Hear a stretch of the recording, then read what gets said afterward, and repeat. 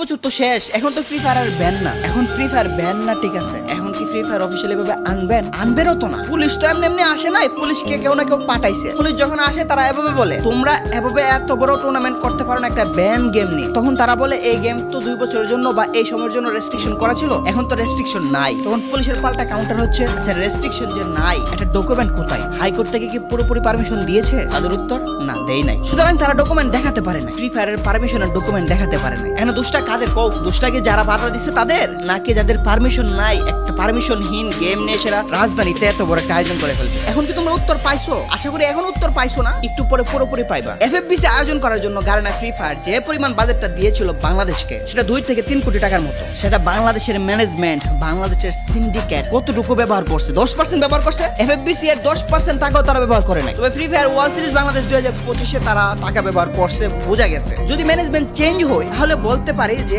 এই ম্যানেজমেন্ট কাজ করছে। যদি ম্যানেজমেন্ট সেমই থাকে তাহলে এফএফবিসি এর যে এত টাকা এটা কোন দিকে ঢাল? ওকে, এফএফবিসি এর টাকা পুরোটাই সিন্ডিকেট, পুরোটাই পকেটে ঢুকে গেছে। ফ্রি ফায়ার ওয়ার্ল্ড সিরিজ যেভাবে করলো, তোমাদের কি মনে হয় এখানে যে বাজেটটা দেওয়া হয়েছে 2 থেকে 3 কোটি বা এর চেয়ে বেশি বাজেটটা দেওয়া হয়েছে, এই বাজেটের পুরোপুরি ব্যবহার করছে? আমার মনে হয় 50% ব্যবহার করছে, বাকি 50% তাদের পকেটে।